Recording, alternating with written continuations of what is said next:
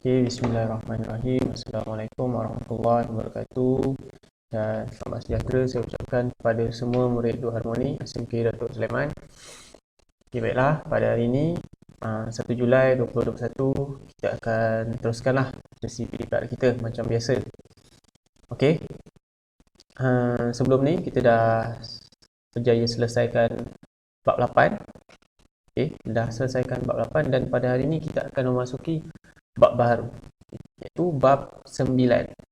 Okay, bab 9 ni kita akan belajar, tajuknya adalah Warisan Kerajaan Kedah, Kelantan, Negeri Sembilan dan Perlis. Maksudnya dalam bab 9 ni kita akan fokus. Kita akan fokus kepada empat negeri ni. Kedah, Kelantan, Negeri Sembilan dan Perlis, tapi dari sudut warisan. Jadi kita tengok dulu apa dia objektif pembelajaran yang kita ingin capai pada hari ini.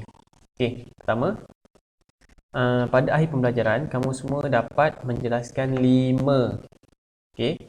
warisan kerajaan Kedah, Kelantan dan Perlis dengan betul. Kedua, menerangkan satu kepentingan menghargai warisan negeri Melayu dengan betul. Kriteria kejayaan, maksudnya apa yang menunjukkan bahawa awak dapat capai objektif pelajaran ni. Macam biasa, pertama, murid dapat menuliskan warisan sistem pemerintahan beraja.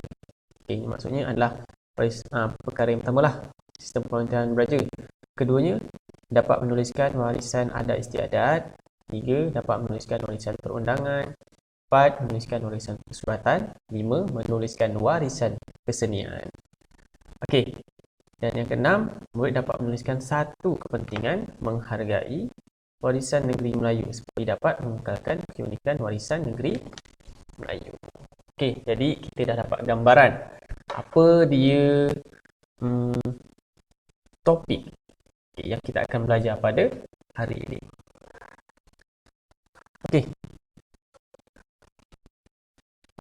Jadi pada hari ini kita akan masuk subtopik 9.1, warisan kerajaan Kedah, Kelantan dan Perlis. Kenapa Negeri Sembilan tak ada? Sebab Negeri Sembilan dia ada satu keunikan warisan yang tersendiri. Jadi kita akan belajar asing. Negeri Sembilan ni asing lah, dia akan ada 9.2 khas untuk Negeri Sembilan sahaja.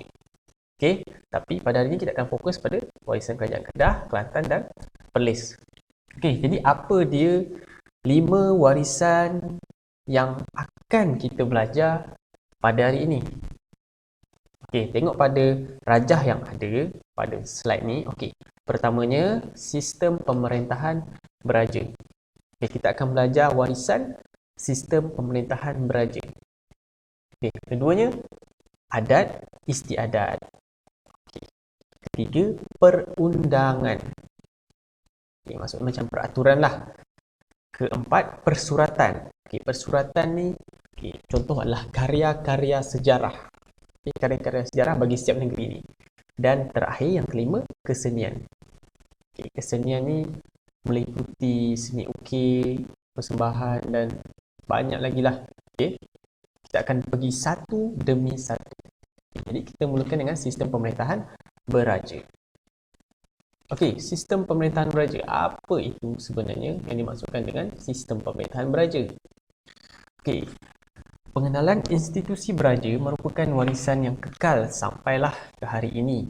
Warisan ini telah dikembangkan menerusi pewujudan institusi raja berperlembagaan apabila negara mencapai kemerdekaan. Maksudnya institusi beraja ni daripada dulu dah ada dah. Daripada dulu ada sampai sekarang pun ada. Sampai sekarang dikenali dengan apa? Raja berperlembagaan. Sebab itulah dia dikatakan sebagai warisan. Sebab dari dulu ada, dimulakan pada zaman dahulu dan akhirnya sampailah sekarang.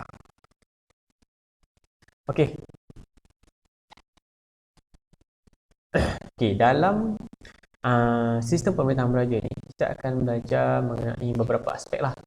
Pertamanya kita akan belajar mengenai penggunaan gelaran pemerintah. Maksudnya apa dia panggilan, apa dia gelaran bagi setiap pemerintah untuk negeri-negeri yang kita belajar ni. Bagi Kedah, dan juga Kelantan. Okey, Kedah dan Kelantan dia punya pemerintah digelar ataupun dipanggil sebagai Sultan. Sultan Kedah, Sultan Kelantan. Majoriti kalau negeri kat Malaysia ni menggunakan gelaran Sultan. Macam Johor pun Sultan Johor. Okey, jadi Kedah dan Kelantan menggunakan gelaran Sultan. Tapi Perlis sebaliknya. Perlis masih menggunakan gelaran Raja sampailah ke hari ini. Raja Perlis. Okey. Dan yang kedua, kita belajar mengenai cara pelantikan pemerintah. Maksudnya macam mana pemerintah ni dilantik. Okey. Ya, saya alihkan ni. Okey. Okey. Kalau okey, dia ada dua cara pelantikan putera sultan atau raja sebagai pengganti. Maksudnya waris lelaki bagi seseorang sultan tu akan menggantikannya sebagai raja. Okay. Dan ini adalah daripada jurai keturunan pemerintah pengasas. Maksudnya hanya orang yang berketurunan daripada sultan yang ada tu, itu sajalah yang dapat mewarisi, dapat mewarisi dan meneruskan pemerintahan yang seterusnya. Ini adalah dua aspek penggunaan gelaran pemerintah dan juga cara melantik pemerintah. Dua perkara ini senang saja. Cara melantik pemerintah itu pun umum. Maksudnya siapa yang menjadi putera, putera sultan, itulah yang akan menjadi sebagai pengganti dengan syarat dia adalah pewaris sah. Pewaris sah bagi sesebuah kerajaan.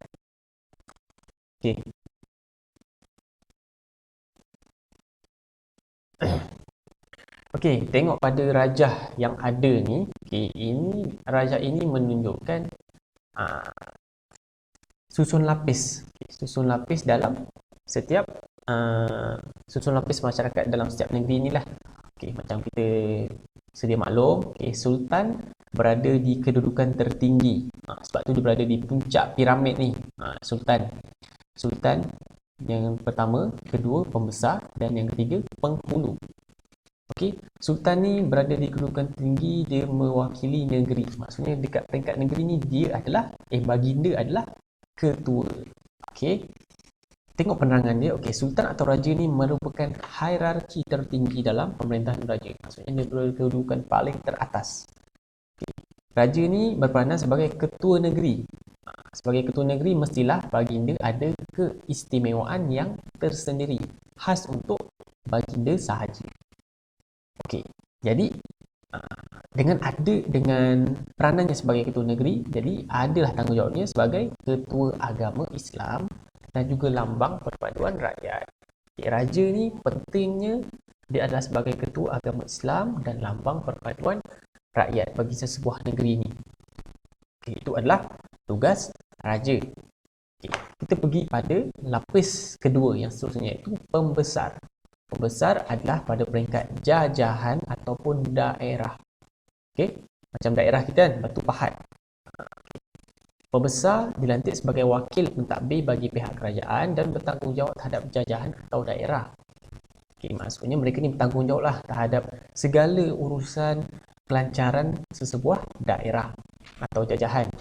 Warisan pentadbiran secara unit daerah ni masih wujud hingga ke hari ini. Macam saya kata tadi, kat Johor ada banyak daerah kan. Ada Batu Pahat, Muar, semua tu. Itu adalah contoh daerah. Yang mewakili daerah ni adalah pembesar. Pembesar. Dan yang terakhir adalah penghulu. Penghulu ni pada peringkat mukim.